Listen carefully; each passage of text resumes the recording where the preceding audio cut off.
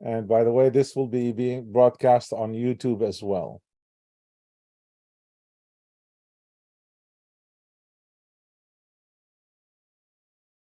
All right, one more minute.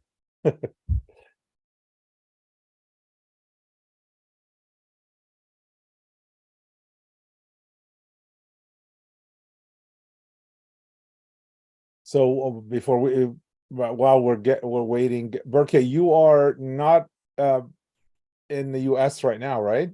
No, I'm in Addis Ababa, Ethiopia right now. Addis Ababa. Okay, there you go.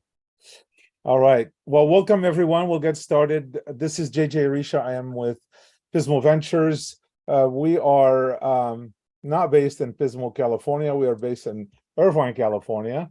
And everybody asks me, why did you call the company Pismo? Because most startups, they want to start a company, sell it, and then go sit on the beach. And if you haven't been to Pismo Beach, it's a great beach. So so that's one of the reasons the name is there. But anyways, Pismo is a venture firm. So we help startups with their startup needs, from ideation all the way to raising capital. We help them raise capital, and also we invest in them. We've been around for about 5 years now, and we do 2 events a year, one life science, one non-life science. And we love being part of the entrepreneurial ecosystem. Personally, I am also a member of Techos Angels. I've been investing in startups for about 15 years now. I guess startups in my blood somehow. I'm a serial technology entrepreneur as well. The event this year was really successful so far. We have had 155 companies that signed up from 27 states and 5 countries. It was really hard to select 10 companies that will be presenting on Thursday this week. But we have 10 really great companies that will be presenting. Everyone here is welcome to see and join on Thursday at 12 noon Pacific time. Okay, so without further ado, we have a great panel today. And I'm going to let Patricia, the moderator, take the reign and introduce everyone and get this going. We will have about an hour. After that, we will open it up for questions, so you can come in as the attendees can come in and ask question either by typing their questions or via a live video as well. Patricia? Thank you so much, JJ. Good morning, everybody. My name is Patricia Stepp. I'm the Director of Intellectual Property at Skysong Innovations, which is Arizona State University's tech transfer office. I also serve on the ASU Enterprise Partners JEDI employee group, and I also started our diversity initiative at Skysong. We call it SEAT, so that everyone has a seat at the table. I'm so excited to moderate this panel, and today we have Lisa Russell, who's the co-founder and CEO of Aleria, and we have Berké Brown, who is a behavior change expert who helps to create sustainable cultures for Fortune 500 companies. Unfortunately, we did have Geraldine Azika, but she had a work emergency this morning. But I'm very excited to get us all started. And I just wanted to kind of start with the first kind of definition I found for what is innovation, because it means a lot of different things in different industries. So kind of on a broad stroke, it's considered the successful implementation of a new idea and it creates value. And they've kind of defined it as 4 types of innovation: incremental, breakthrough, disruptive, or basic research. So I thought we'd start with Lisa and Berké kind of introducing your company and your current DI efforts and how you execute that. And I'll have Lisa go first. All right. Hello, everyone. Yes, I am Lisa and co-founder and CEO of Aleria. My pronouns are she, her.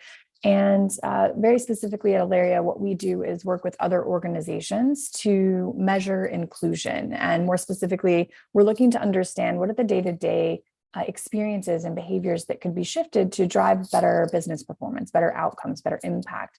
And so we've done this across organizations across multiple industries and 32 countries over the last 5 years. And so I'll be kind of bringing experience from that work with those clients as opposed to maybe more directly with my own organization today.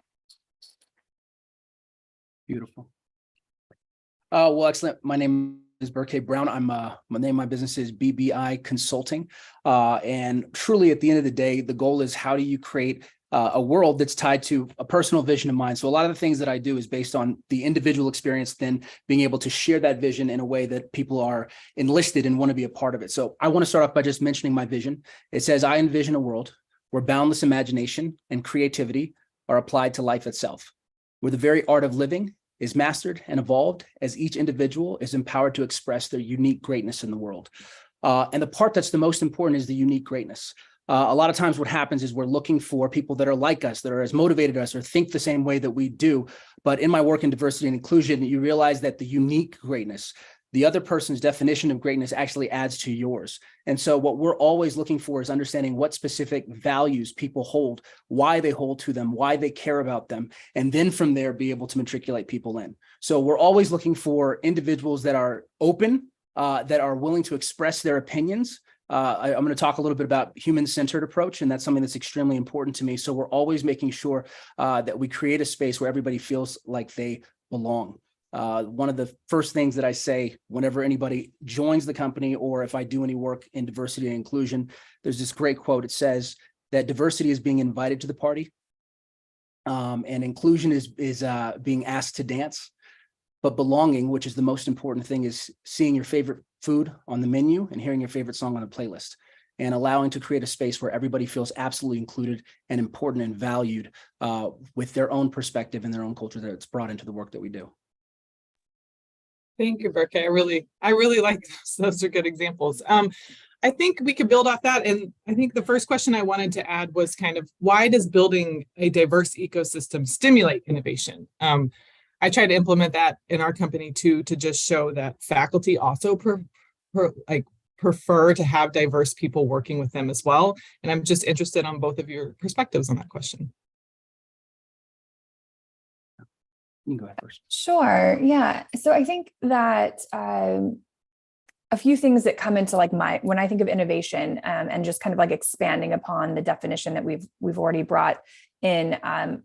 I think of like what's necessary, or like what are the building blocks to be able to achieve innovation. And to me, we're talking about a lot of things, and we can dig deeper in multiple ways. But I think a couple of things have to be present in order for innovation to be successful, and that includes psychological safety, so that folks feel like they can comfortably bring ideas to the table without risking their own career opportunities or their own potential career advancements. And position in the environment that they're working in. You're going to want to encourage creativity and collaboration. We're going to want to make sure that we have transparency, and folks are really going to need to feel empowered in order to get to that place of innovation. And so these types of characteristics of a work environment are really important. But together, what they're going to do is exactly what you're asking: is how do we stimulate that innovation? How do we create an environment that is going to encourage folks to be able to take those risks, to feel comfortable kind of putting themselves out there and speaking when they have a creative idea? And it really comes down to that safety. It really comes down to that setting where they believe that I can speak, I can spit, I can be really, really creative in this moment, and I can throw an idea out there.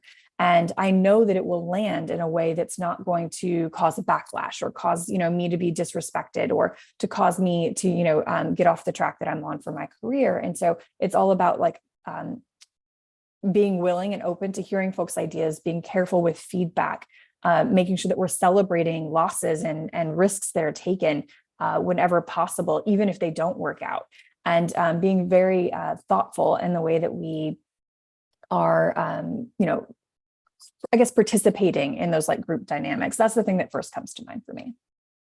Thanks, Lisa. It's beautiful. Yeah, I think we're on the same page, Lisa. To drive innovation, you have to create a safe space for people to be able to share their thoughts.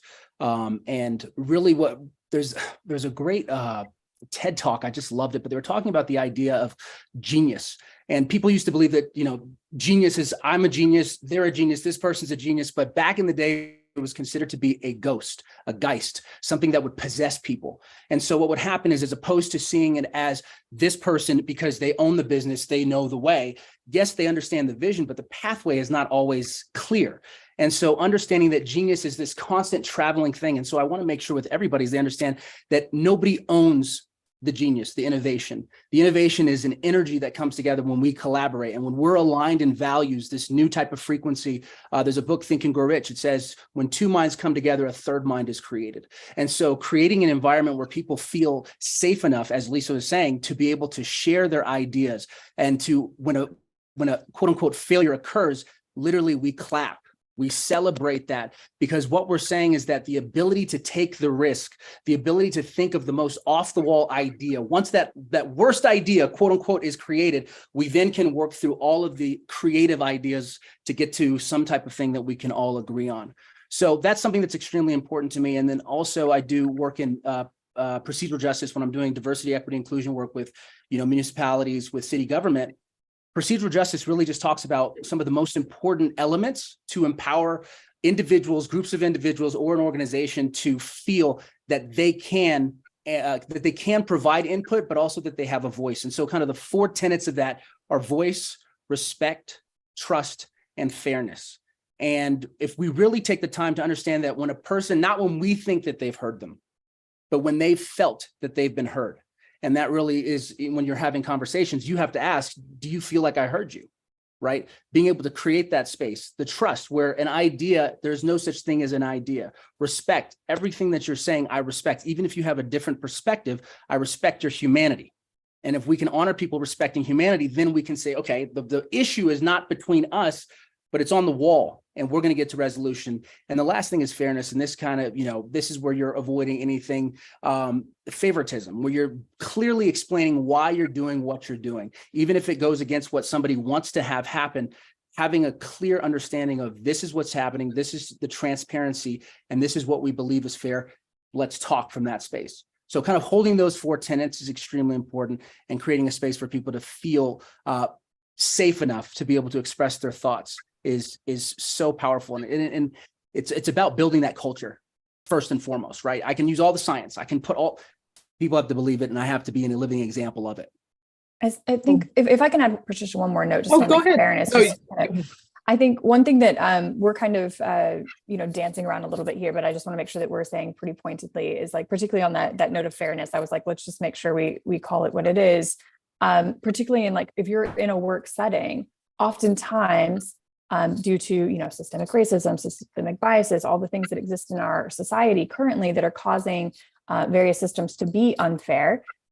You may, as a normative majority group, member in an organization, say, look at your team and say, I feel safe communicating my ideas here. Like, this is great. We have this environment of psychological safety, or like my team, really is really creative. We all bounce ideas off of each other. That does not mean that every single person in that room feels the same way or has the same level of access or ability to participate. And so when we're thinking about that risk, and when we're thinking about that sense of belonging and that fairness, it really comes down to being willing to understand that your own personal individual experience may not be the same experience as everyone else. And you have to also kind of like layer on this ability to take that feedback and to create space to hear and understand and look to seek to understand if you're able to improve that sense of safety and fairness and such in those group dynamics. So just a quick disclaimer that, like, just because I feel safe in a circle doesn't mean that Berké feels safe in that same circle, right? And it depends on where we're at and what we're talking about, and all these different factors. But it's important to check in on those different moments and environments to make sure that we're recreating that. Yeah, I agree with that. We call that the nestled voices, seeking those voices that aren't easily, that sometimes just stay quiet to maintain the basic social capital because of the systemic racism that can be occurring. And so opening up that space, and actually, I love that you said the word seek to understand, not just an open door policy. No, I'm opening the door and I'm walking out and I'm going to you and I'm going to ask questions. Yeah, I'd like to build on that, because I think that's really important, because I think some people, when they feel secure or safe, they think everyone must feel that way. And I think then it gets a little bit uncomfortable for those people to say, why is it so hard to say, do you feel like I heard you? I like that, Berké, when you said that, because why does that become this uncomfortableness? And how can we kind of help people understand that if you didn't know why somebody said something, how do you ask that without feeling like some people I know, I like the normative majority, like feel like they're being attacked, but that's not what they're just wanting, to ask, but they feel like they can't say it. And I'd love to, get both of your perspectives on how to help that. Yeah, it's a two-pronged approach. One is, what I really try to focus on is sometimes before I get into topics that may be difficult, I talk about the science of the mind. And my research was in behavior change and understanding kind of what are the reasons people show up the way that they do. And it's so easy for us to immediately react. And so teaching people to be mindful is the first and foremost, is that seeking to understand, as Lisa said, that is the top priority. If I'm coming to say what my opinion is or my thought, or say, I thought I heard you, you didn't describe it or explain it correctly, what happens is I'm not coming from a place of seeking. And so I always say, put your worst foot forward and always pretend you're the dumbest person in the room, or try to believe that, because then you're not coming in a way where you're triggered. And the trigger really is what makes it difficult, is because somebody may be saying a statement towards your behavior, but you think the behavior statement is an identity statement. And so getting people to differentiate the difference between a behavior and an identity, and let people know that you are here because you as a person, your identity belongs in this space.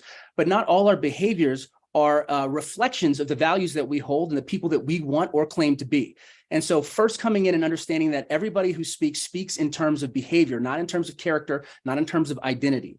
But we also know that if there is a trend in a certain behavior, then that shows habit and that shows character, right? And that's where you kind of use the values that we have as the kind of law, the 10 commandments, the ethos by which we stand.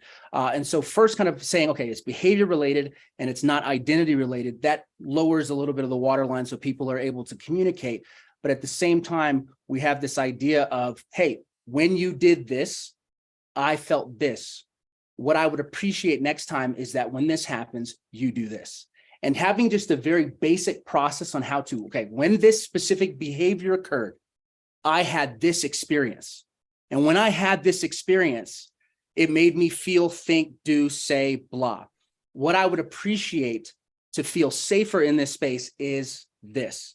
Then the other person goes back to that, okay, so what I'm hearing is, and the other person is able to interject whenever they miss something. So if I'm saying what I'm hearing is that you felt this when I said this, they can also say, and I also felt this. Okay, and you also felt this. And so it's this ability to reflect back and understand that the behavior is the issue on the wall, not the people having the conflict. Thank you. I love that. Yeah, same. I think that's such a great reminder. And it's always interesting it's like we hear these things, it's like, instantly when I was hearing you describe that, Berké, I was like, this feels like something I would hear at like a relationship therapy session or something like this. But then I'm like, right, but we're all humans and it's the same stuff. And it's like, Absolutely. we're still just interacting and need to be able to learn the same skills. It just happens to be that's a place where we tend to like invest those types of, invest in learning those skills. And so I love that. And I think one thing that I'll just kind of tie together here is that we at Aleria, we're measuring inclusion. And the way that we do that is we're collecting these like self-described moments from employees that they're sending to us anonymously. So we're creating kind of like another space or place where they can feel safe sharing something that can, minimize that retaliation or that like that blowback from having to like share these, this information, because sometimes it doesn't feel likely that there won't be retaliation or that won't be like considered, a judgment of character or what have you, when you're saying, hey, like this is what happened and it made me feel a certain way. And so we'll get these descriptions. It's like, hey, today I was in a meeting and my manager took credit for my idea and that really upset me because I'm working on a promotion and like I can't get a promotion if I don't get credit for my job. And there'll be these like paragraphs of like, this is what happened and this is how it's impacting how I feel, but also, my potential opportunities at work. And we're kind of pulling that apart into categories, and we don't have to get into all of that, but we have these 8 categories of inclusion where we're trying to understand, well, which aspect of work is it impacting? And so in this one, it might have been recognition, or it might have been career growth and opportunities, or the combination. And we're trying to understand like who or what's causing them to feel excluded in that moment. So in this moment, it was a direct manager, right? And so we're pulling it apart into like basically data points. But at the end of the day, what we're looking at is across the entire organization, where are we seeing that there are, roadblocks in typical work, outcomes based on, a certain subset of like source. So it could be a policy, it could be a manager, leadership, customer, whatever it is. I rattle all of that off to be able to say that in our work, 97% of all experiences of exclusion that have been shared with us were attributed to people, not policy. And a lot of times when we come into organizations, they're so focused on like, how do we create the best benefits package? How do we create the best policies? How do we make sure that the holidays are representative of everyone? And it's like, they're worried about the structure, which is really important, but also at the end of the day, it comes down to what you're saying. It comes down to the people and their interactions that are going to cause folks to feel like they belong or don't belong. And so just a reminder of that and just kind of, a bit of a data point for it. And we did have one question. I'm going to try to understand what the question is, but it was related to when we were talking about uniqueness. It says, do you think the uniqueness is exaggerated in the wrong way these days? For example, I can tell 2 female and 1 male are talking. However, the 2 females both explained explicitly that they are female. So this person seems to wonder why that would occur in a conversation. So maybe we could, I'm trying to understand, and maybe it's due to kind specifically of around pronouns. It just says 2 females both explained explicitly that they are female.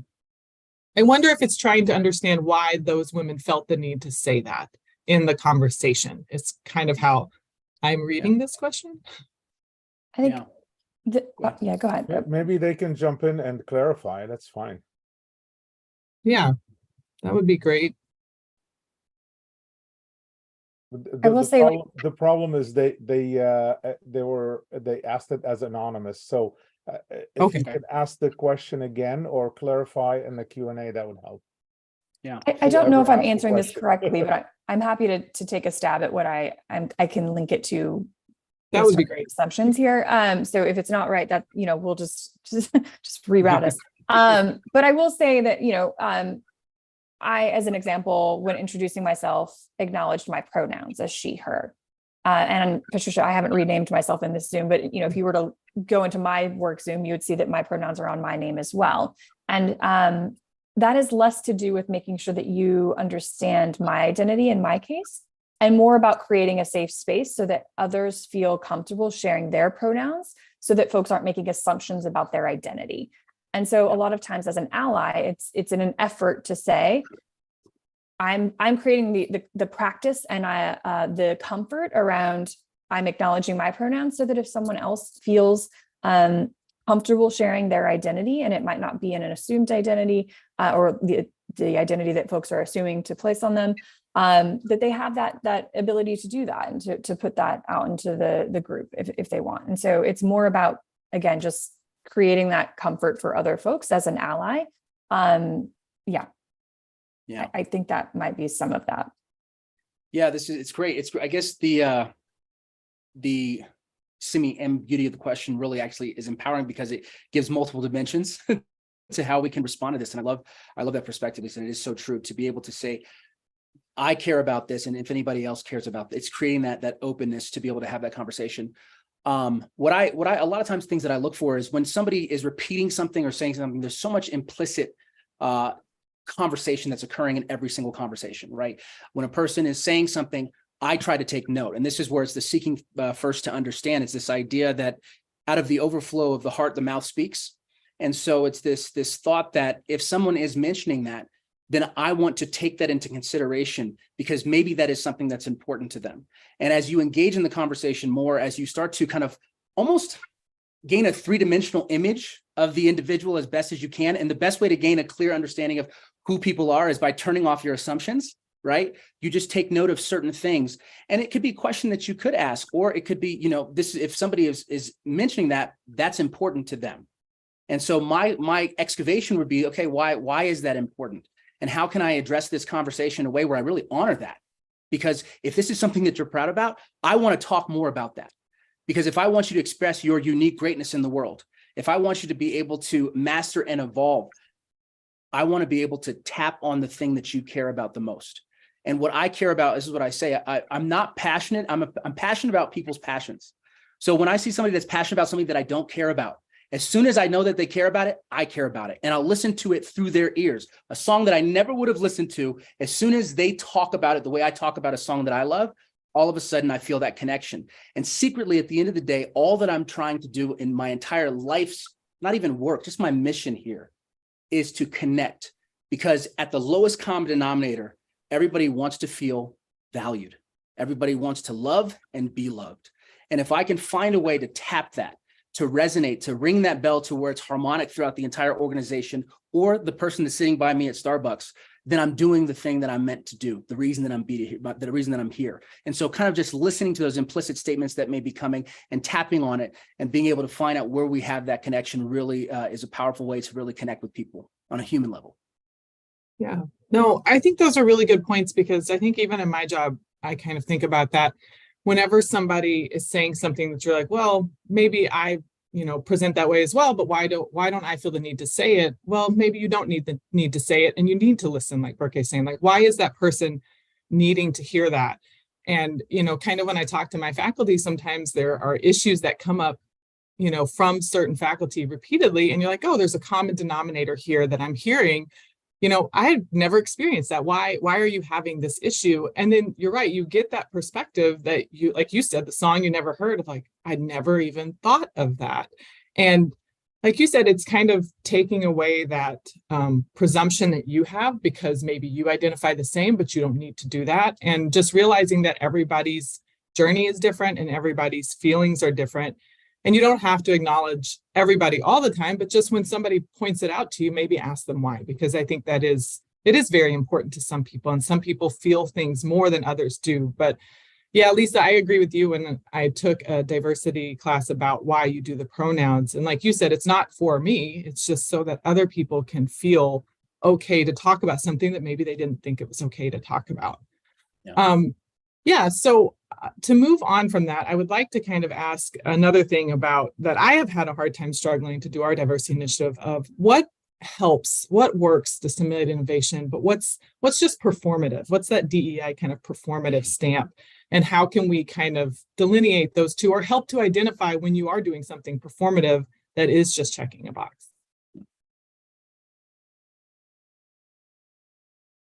Okay. Like, where do I start?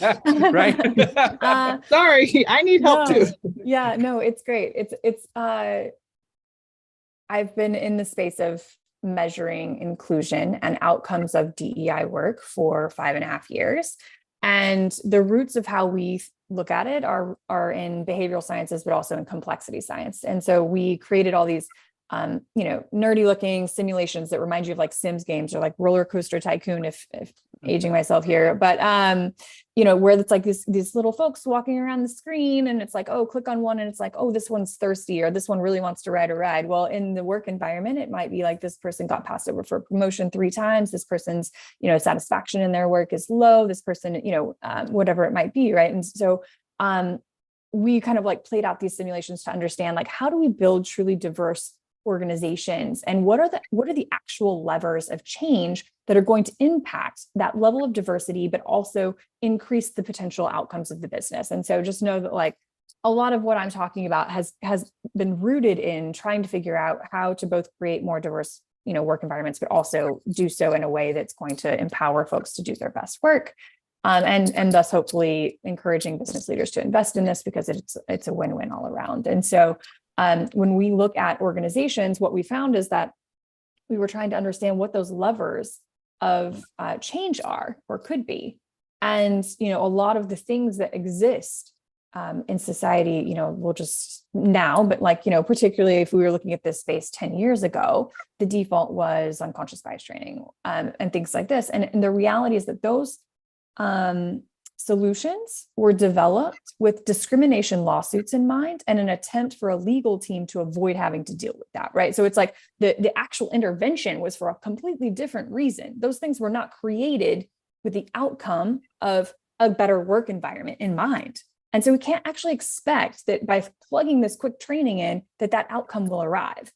It's just not, it's statistically not happening. We can look at majority of like DEI trainings have really good intentions, but really poor outcomes.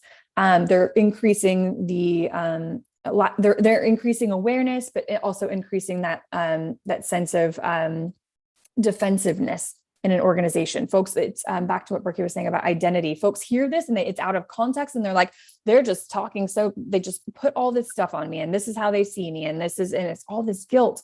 Well, that causes folks to show up in a different way that's actually not productive to creating an inclusive work environment.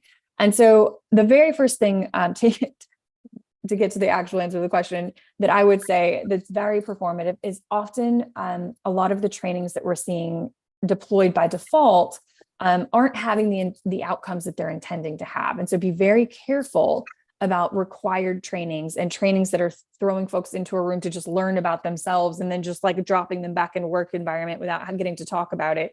It's like a lot of times, that awareness is good, but you have to do more. You have to then create a space where it's easy to talk to, where it's easy to understand, well, how do I change? Or how do we create processes and practices that prevent my bias from implementing or coming into, the workplace? Because the reality is we can't remove all bias. Like there's all these things. So high level, just be very careful about saying we did a training and checked the box and let's go. It's never going to work. And so that would be my first one. And I'll kind of, I have more, but we'll come back. I'll let Berké jump in now. Yeah, this is it. It's like a layup. That was incredible. Yes, I agree with you 100%. It is, my approach is, it's human. If you try to come in there's a great quote. It says, for every 1,000 hackings at the leaves of evil, there's one chop at the root.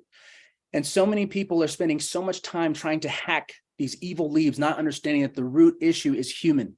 It's understanding the psychology of how humans work. It's understanding the environments that are around you. It's understanding systemic racism, and it's understanding the systems of our own thinking, our schemas, and how they have been sometimes hijacked in a certain way to see, think, feel, be, act a certain way.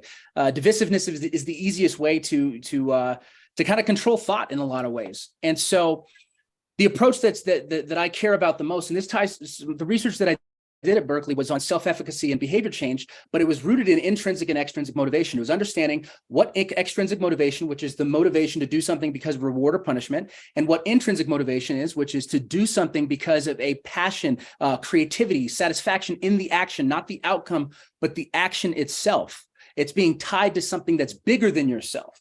Right. And so what happens is when you have extrinsic rewards, as Lisa's talking about, where it's avoiding punishment, right, or saying that we did it, what it does is it only pushes far enough for the action and not the outcome.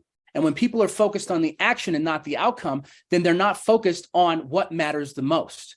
And so in a lot of ways, the barometer that you use will determine what type of stacking people will create. Right. And so my approach is just till the soil. If I'm going to plant a seed, I have to till the soil first. I'm not going to throw in the seed and say, here's the truth, because if the ground is not ready for it, it will reject it. And so if I'm coming from a human-centered approach, I'm just going to come as Berké. Hi, this is me. I've done work when I'm working with cities. I've worked with police departments. I've worked in the criminal justice system. I've done exercises and work where I'm coming in from a place saying, hi, how are you? Let me talk to you. Let me tell you who I am as a person. Before I put all these identities that the world has created that I say, I'm going to tell you who I am, my vision, my mission, my values, what I'm here to do on the planet. And then as people start to understand my humanity, I seek to understand their humanity. And then from there, we start to show where their own values may be in cognitive dissonance with some of the behaviors that are showing up. And the easiest way to create change is to create cognitive dissonance. And so really what my approach is I say, okay, let's come from a human-centered out. Sometimes when I do my talks, it's totally unexpected. I start off with a poem. And I do a poem that I wrote. And it totally shifts the entire energy to where people are listening to me, not listening to a lecture. And I say, I'm coming to you as a conversation. This is a conversation. And if I come from that place, it lowers the waterline. And then from there, you can start to speak in a way where it matters. So it's not about, teach a man to fish, give a man a fish. It's telling them why it's so important to fish and how it will benefit your whole life in a three-dimensional level. Then you can show them how to fish and they'll be drawn to it because their own internal drivers. And so a lot of the work that we do is discovery first. When you're working with an organization, where is it now? What's the current reality? Where is the vision that you want to be? All the stuff in the middle isn't bad. It's creative tension. Now, what choices can we make to slowly implement and move our way here? And understanding that everybody who showed up at this meeting is a huge and integral component to the shifts and changes. And even the most resistant voices we appreciate, and we thank you for being here, because even if everybody thinks you're wrong and you're the bad guy that just doesn't want to do this stuff, there's something that you have that's valuable. And when you give them that voice, it greases the wheel. And really, that's kind of the approach that I like to take when doing this work. Let's start human and then just become better. Yes, we're talking specifically about diversity, but what we're really actually talking about is humanity. Yeah, exactly. And that discovery process is like, if we want to shift from like what's performative to like, how do we start? It's like, that's exactly right. It's like, when we look at an organization and we have, whatever C-suite and then VPs and directors, and then we have folks across the organization, oftentimes we're making assumptions like in terms of like decision-making hierarchy, right? It's like, even when we're talking about diversity and inclusion work, oftentimes the things that get greenlit have been like approved at the top or have come from the minds of folks at the top of the organization. And so we have to really challenge the idea that folks at the top, the entire organization was built with them in mind. They are more included than anyone else in the entire organization. The way that organization is being so successful is because it's supporting them and their ability to make really good decisions quickly and well, right? And so this entire organization is built to make them feel like they belong. And like, that is what a successful company, from a capitalism perspective is, And so, if we allow those folks to say, what needs to change? How do we create a more inclusive work environment? Their perspective of what we need is going to be completely different than what the individual employees are thinking about on a day-to-day basis. Your C-suite executive might be like, we need to create more inclusive language. We need to get out into the community. HR might be saying we need more inclusive benefits packages. We need different ways of creating promotion processes. Direct managers are like, I just really want to understand how to create more work-life balance for my employees because I can see they're burning out. Individual employees are like, I just want some career opportunities, some growth opportunities. I want to be compensated fairly. I want to be heard, whatever it might be. And this is just random examples, but point being, it comes down to what you were saying. We have to create that space where it's a discovery process, and the discovery process requires employee voice. And so it requires some mechanism, some process, some comfort around both getting everyone to chime in on like, what do you need to be able to do your best work and to feel comfortable? And then also that willingness to kind of take that in and say, my experience is not the same experience as everyone else in this organization. And that does not mean that we prioritize what I need or think. It means that we prioritize what the majority of folks are experiencing on a day-to-day basis. Right. This is yeah, I love this. It reminds me, in research they had the ivory tower where all this like controlled research was happening at the top, and it wasn't related to what's happening. That's why community-based research is so powerful, because it's involving community leaders. It's about involving people that are in it, that have a perspective that you could never have as a researcher. It's just impossible. And what happens is when we start to understand that, coming from the ground up, really understanding what everybody is experiencing from that space and the discovery, it's a organization wide, it's a city staff wide question on what are you liking, what aren't you liking, what are the issues that are occurring. And we tell people, like, if I'm going to do this work, when I'm talking to the C-suite, like, as soon as I'm in this, you're in this. It's not that I'm in this to do this so that you can have this for you. It's you are now being pulled in. There are no titles. Everybody's sitting together. You're going to share your values with this person, and they're going to share their values with you. And it's going to be this huge hodgepodge of experience where everybody has skin in the game, where everybody feels that they were a part of what is being created.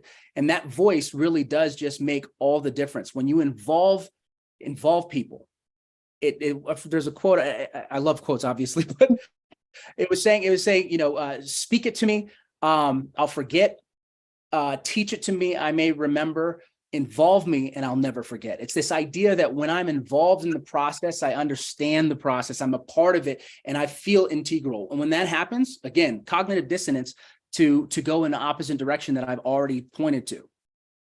Yeah, thank you both. That's great. There's another question kind of getting us to my next question, but I can't do quotes without reading something. So Berké, I'm not as good as you, but The question is innovation related to these points? And I want to point to Dr. Lisa Cook from Michigan State University. She's a professor of economics and international relations, did a paper, I'm a researcher, so I live and die by these papers, about policies to broaden participation in the innovation process. So how is innovation related to these? And she's got a great quote in here where she's citing another document saying more diverse teams produce better outcomes. That's been proven over and over again. Revenue increases. And then kind of on my world where it's patents, she also found that patent teams made up of both men and women are more productive than single sex teams with respect to the most valuable patents. So I think, the question, is innovation related to these points? Yes. And even on the most basic level, I think about life science clinical trials. It's so funny. I'm sure a lot of people know in the Life Science Symposium, but there's 3 stages of clinical trials, right? And they often fail very early on. The success rate of clinical trials for failure in phase 1 is very, very high. I think the success rate's like less than 10%. But what's interesting is when you start at phase 1, it's a very select group of people. It's not diverse. It's a very small pool to try to get that success outcome. It still doesn't happen. And then once you get to phase 3 is when you really have to diversify your pool to show that that innovation really will help society as a whole. And it's kind of a new thing in academia research to really think about that. I mean, I think about when I did research, I only did it on one age group and sex group of rats. Why did I do that? It didn't even occur to me. Why was I doing that? And so when we ask, is innovation related to these points? Yeah, it definitely is, because it's affecting our research outcomes, even in the life science world. And so kind of the next question I have for both of you is, can you give an example of how would you tell a company to promote innovation related to a DEI, aspect? How to promote innovation. So I think when we come into organizations, oftentimes when we're looking at like, what are the outcomes that we can measure? How are we gauging success in terms of like whether or not, again, we're kind of coming at it from the angle of like measuring the sense of inclusion in organizations, with the outcomes that we're paying attention to is it creating, is it impacting recruiting, retention, operational efficiency, or market appeal? And so if we dig into, like, for us, it's that third pillar, that operational efficiency pillar. We're looking at things like, much like we were saying earlier, like, can we increase collaboration? Can we increase creativity? Can we increase psychological safety? Can we change the way that decisions are being made? And so to me, it's super clear, because I've, seen like the mapped out path, on repeat, that if we can increase collaboration, creativity, psychological safety, and pay attention to the way in which decisions are being made, that like innovation is unlocked, right? And so, a couple other things like transparency, recognition, having systems of recognition deployed, like these types of things are going to fuel it as well. But it's going to be a matter of like, innovation is only possible if this environment exists, which is why we're so hyper focused on these conversations of like, how do you create this environment where folks feel comfortable taking the risks and being innovative? So if you were to say, come into a new organization and say, we're really focused on innovation, where do we start? Through our lens, I would very much say, we need to look at psychological safety and how are decisions made. Like, that's how we would start, because we need to make sure that folks are able and willing to take those risks and are being provided an environment where they're willing to be creative and innovative. And so that would be where I would start every time. Thanks. That's great. Yeah, there's two approaches. Sometimes people, I do work as the checkoff list, but I have the whole system already planned out, right? So in a way, the work that's important, I feel that I want to give like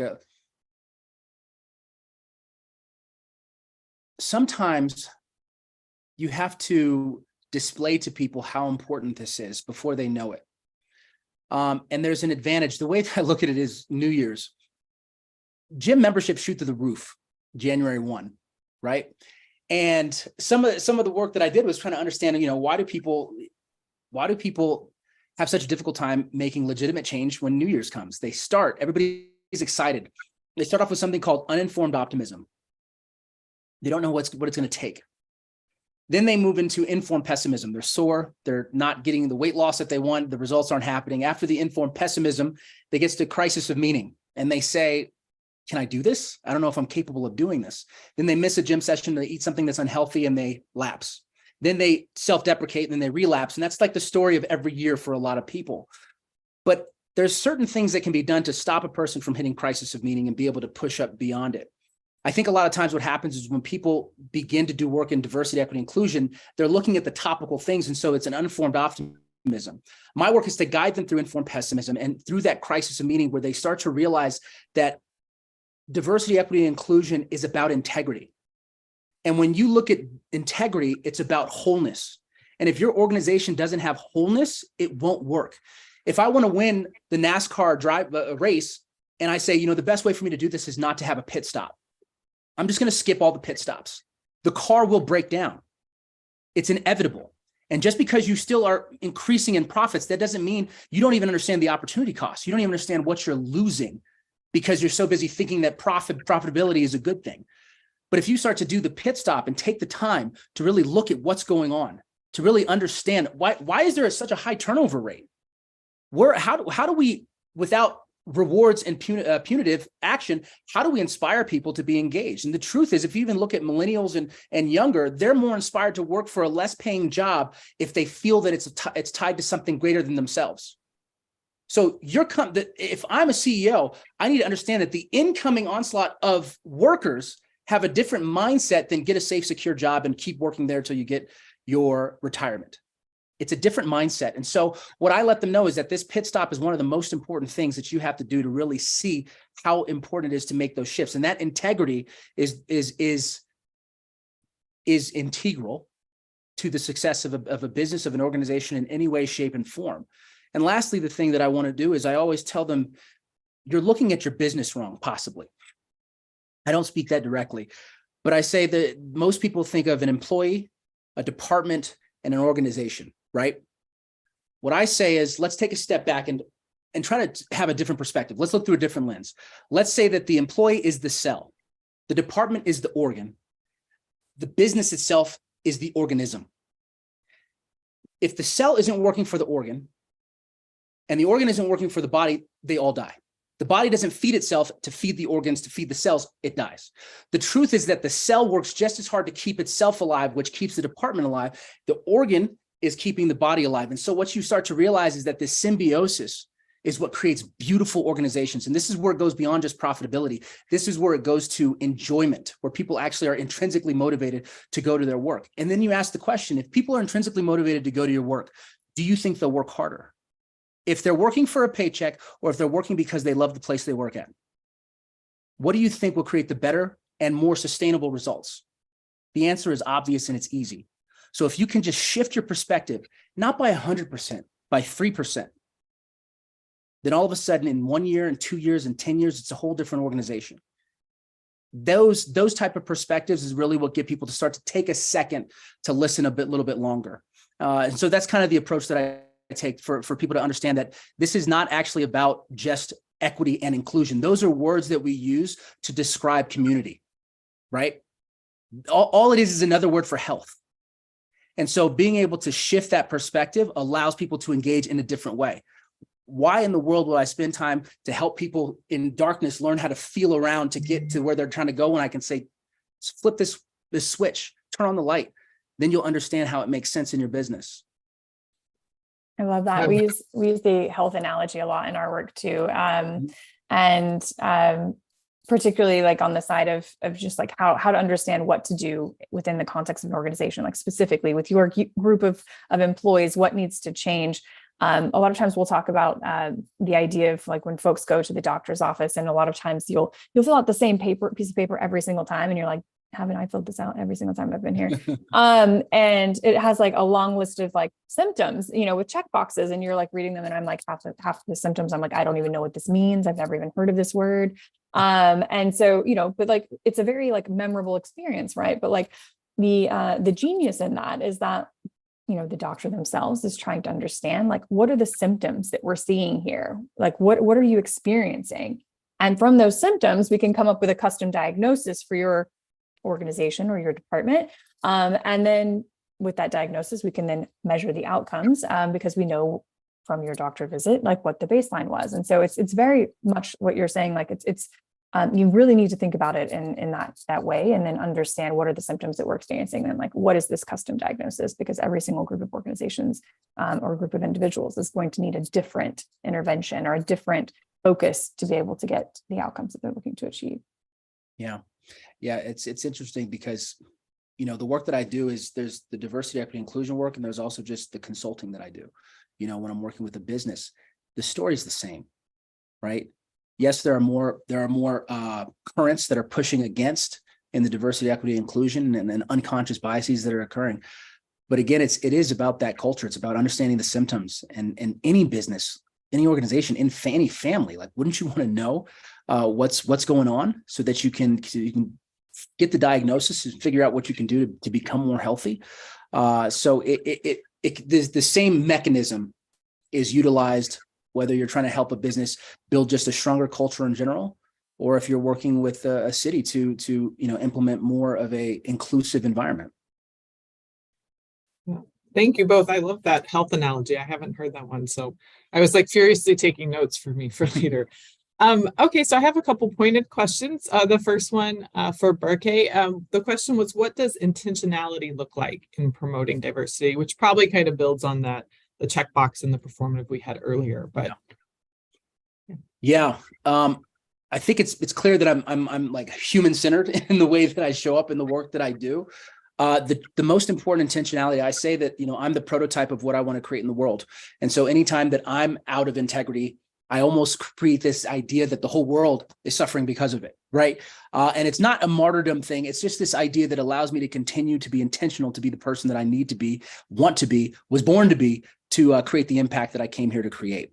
And so in a lot of ways, the intentionality that matters the most is my intentionality, and understand that echoes and that reverberates into every human being that I'm in contact with at all times. And so keeping that understanding that not so much am I seeking diversity, I'm seeking understanding. And in my understanding, I realize the importance of diversity, right? It goes back to explain why fishing is so beneficial and then teach the person to fish. For me, I want to get to a place to understanding, like, I never would have thought with this person. I never would have saw with this individual. I never would have considered. And when I realized that, as they always say, be the dumbest person in the room, you start to surround yourself and understand that genius shows up in different ways from people who were raised in different environments or who have gone through different things. And so what happens is it allows me to walk with an intentionality to desire, to draw, to excavate, knowing from all of the unknowing, right? I put myself in a place where curiosity leads me. And I teach everybody that I work with to be curious and to take in data, not in a way to where they think that, oh, this is bad about me, or it's data. In research, nobody says there's good. You're doing phenomenology. There's no good or bad data. It's all good because you're getting information. And so really setting that intentionality, my mentor used to always say, you want to be a caring, curious listener. And so when you come from that space, all of your ideals and your thoughts and the way you think the world works are set aside, and you become a blank canvas to listen to the other person. And that's how you can be with people. And by being able to create a culture around that, and that's why I focus on values with the work that I do and also my own business. When you create a culture around that, people are more inclined to just show up that way. And then they can call things out when there's issues that are showing up. And if we create a path to have those difficult conversations, then the speed at which that pit stop occurs gets you right back on the road as fast as possible. Thank you. That's really great. Okay, so Lisa, my question for you are, what are some things companies can implement to help their DEI efforts? Yeah. By the way, Berké, I got chills when you said, okay, talk about curiosity. Values, certainly like important in all aspects of life, and certainly something that I've dug deep into. And I've noticed that like the words I find that land with me from like a personal values perspective change. But I feel like curiosity is one of those that has just been really consistent throughout my life, that I just have always valued and hold special. You can just, when you find someone who's curious, and you can read it in them so quickly. And I think it creates a lot of humbling that's necessary in the world, but also just a lot of, empathy that's also very necessary in the world right now. So thank you for that, and certainly would Absolutely.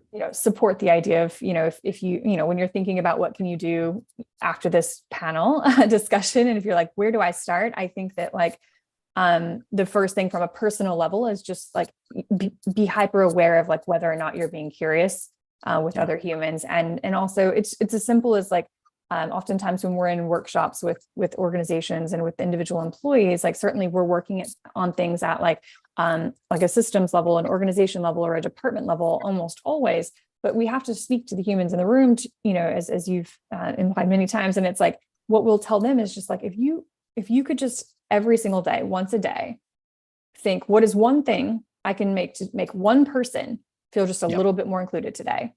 And if every single person in an organization went out of their way to just do one thing that impacted one person in that way, we would all be working in very different work environments.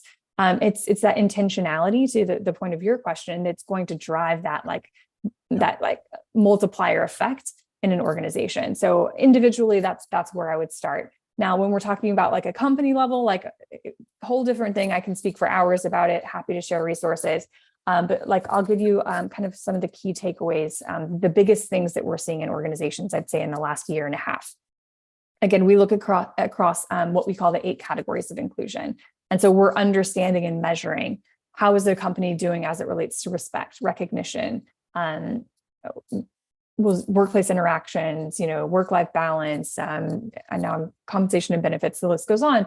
And so we're paying attention to what's the gap.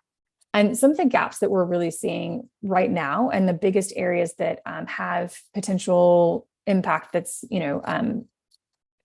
worth looking at, is around recognition is the first one. So systems of recognition, particularly if you think about, there's been a hard shift with the pandemic and just increasing shifts in how folks work. We're seeing more folks move out of the office to working remote or working hybrid. And it sounds like a silly thing, but when you're comfortable in an office setting and all of a sudden it's people are just walking by, it's after a meeting, and you're like, hey, Patricia, really good job in that meeting today. And I keep walking. And that was just 3 seconds of time, but I was able to acknowledge you and provide you that recognition. And you now know oh, this was validation for me. I feel okay about that.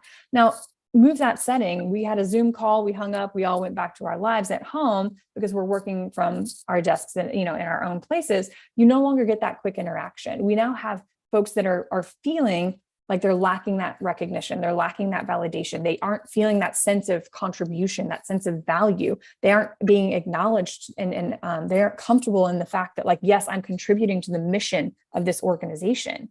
And so without that validation, without that recognition, I now feel like I would be more valued or could contribute better somewhere else, could do something else with my time. And so I'm going to eventually seek that out. And it's not because I'm not being, I don't enjoy my workplace. I don't enjoy my role. I don't have opportunities. It's because I'm not being validated. I'm not being recognized. I don't feel like I'm contributing to the outcomes. And so as an organization, one of the biggest things that you can do to encourage folks to be contributing, to be innovative, to show up, and to care about the outcomes of your organization is to make sure that you're creating increasing intentional systems of recognition. And those can, slant really cheesy and not go so well, but think about it. It's can direct managers create a practice where they recognize folks every single week in some way? Can you just make sure that as a manager, you're thinking, how can I recognize each person once a week? Whatever it is, being intentional about it and creating those moments of recognizing folks' contributions and helping them draw that connection and get that sense of value is going to just be one of the biggest things you can do to increase that sense of inclusion in your organization. Which just, let me just add really quickly, you may have picked up on this throughout everything that I say, but we measure inclusion. We also measure diversity. We hyper focus on inclusion, that sense of do folks have what they need to be able to do their best work in the organization? What are those day-to-day interactions? And the reason we do that is because a lot of times when organizations over the last few years have focused just on diversity quotas, they game the data. They hire folks at the bottom level, the entry level. They don't give them the same compensation. They aren't creating career pathways for them. They aren't respecting them the same.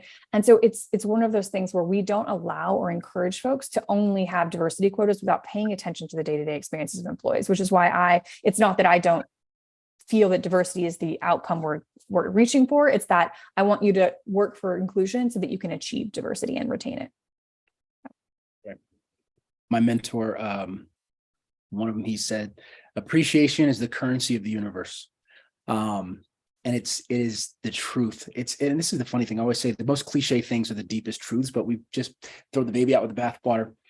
But if I'm appreciating a house that's appreciated, what has happened? The value of the house has gone up. So if you can, with just words, with your mouth, say something, and that person's internal value goes up, like it's that easy. Lisa, as you were saying, it's that easy. And when that occurs, it can shift a person's day. And for some, it can shift their life. Right? When I was in fifth grade, my teacher, she's like, Berké, you're so good at writing titles. Your titles are great. Ever since then, all I did, the title was the most important part of all of a sudden, just titles were everything. I wanted to make sure the title hit exactly. And it became something that was and it was just Miss Hopkins just leaned over and said a little statement. And that power can literally shift not only individuals, but communities, societies, and worlds. Yeah, it's great. Those are great. These are so many good tips for me. I think I have like a page and a half of notes from this panel. Well, thank you both. I think we were going to open up for any questions. I'm not seeing any, but if anyone wants to pop them up anywhere, I'm happy to address them to Lisa or Berké. Yeah, I did ask. No one asked any questions so far. So if there are any questions, this is the time. Yeah, this has been fascinating. This is great. I'm like kind of absorbing all this as well. This is great. Yeah, no, I mean, I would just like to add to both Lisa and Berké, because you're right. It's you never think about how much those little things help. And sometimes now I try to tell my own kids, like, whenever you see somebody like really angry at school, like maybe ask them like, hey, you're having a bad day. Like usually it's not due to them just being a terrible person. It's usually something happened. And if you just maybe ask them, like it can change their perspective too. Someone wants to put you on their board. So there you go.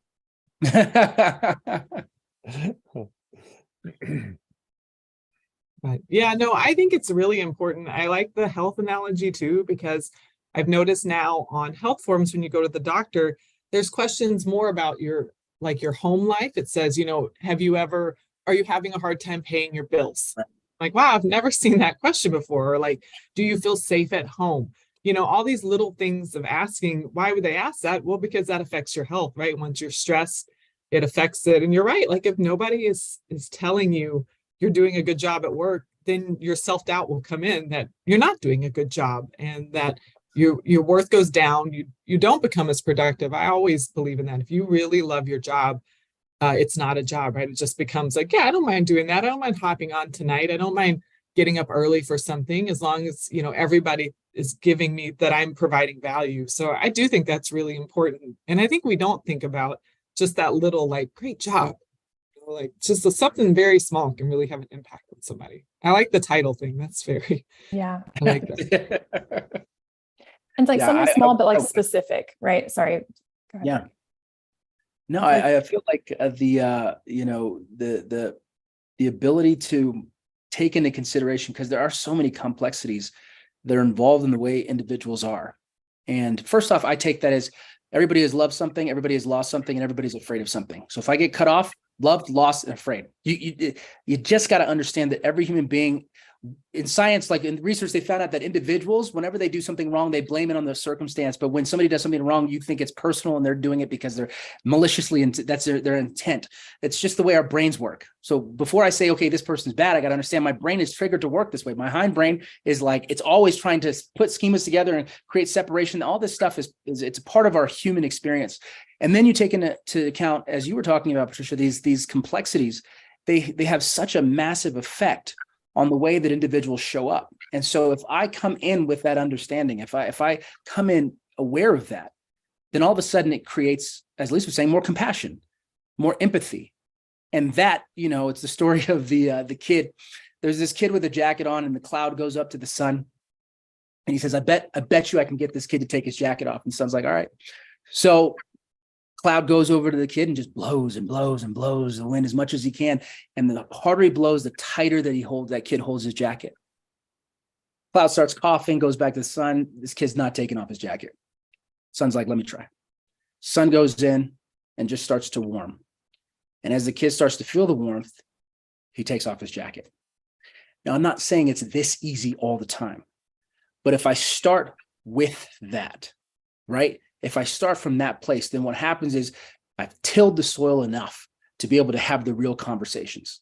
Once trust is built, people don't care how much you know till they know how much you care. Once trust is built, then you can speak the truth at the level that people need to be able to make the changes that need to occur. Well, we have a really great question. This one says, can you address ageism and assumptions that can inhibit innovation contributions from those in older age groups? I love this question. It's great. I'm like, I wish I could pull some data, but I can't do it like on the spot. But when we're looking at aspects of diversity, so when we're paying attention to like who in an organization is having a different experience, and in what ways, and then like what's the source. So like, we're always filtering by understanding like what are the intersectional groups that are having a different experience. Oftentimes we are looking at things like age, race, ethnicity, gender identity, sexual orientation, tenure, whether folks are caregivers or not, whether they're working hybrid, remote, or in the office. Like all of these aspects end up stacking to tell a story about you and your identity and like what type of experience you might be having that's different. It is not uncommon for us to come into an organization and to understand that there is not only a majority age group in an organization and that's dominant and tends to be biased around recruiting around a certain age group, but that also the folks on the outer edges, either younger or older, are having a different experience. And oftentimes we're seeing things like they're not receiving as much recognition, they're not being put on paths for career opportunities and growth, they aren't being provided as challenging of assignments, these types of things, pretty common.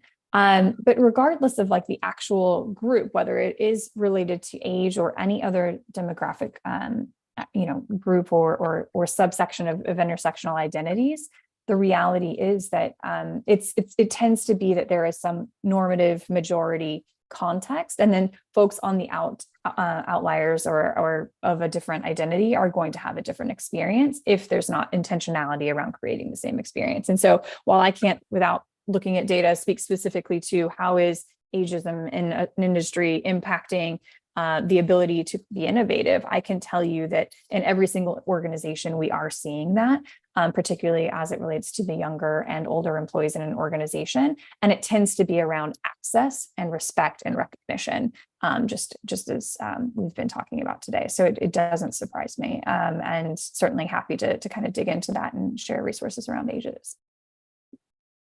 That's great. Yeah.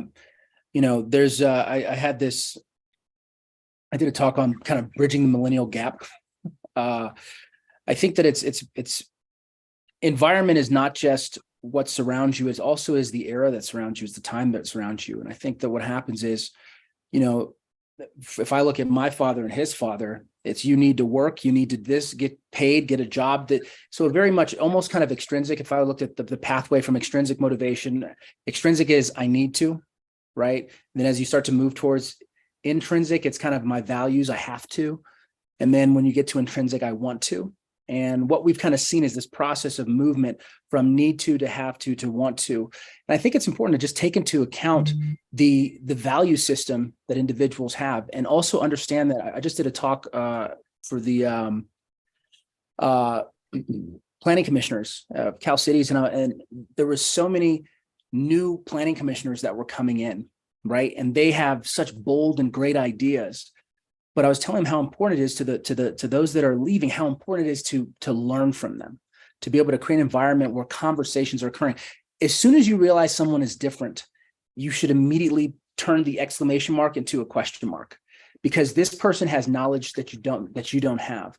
And really what starts to happen is to change it from hierarchy of how long you've been on the planet to just experience, right? If you can take away how long you've been on the planet, you're too young, you're too old, all this, and you just say, you have an experience that I cannot and never will have. And so being able to create a space where people understand that there is so much knowledge and wisdom that can be gained from all different quote unquote sides, right? And being able to make that and embed that into your culture is so important, but not to see it as them and they. It's just, imagine you are that Geist that is just absorbing information.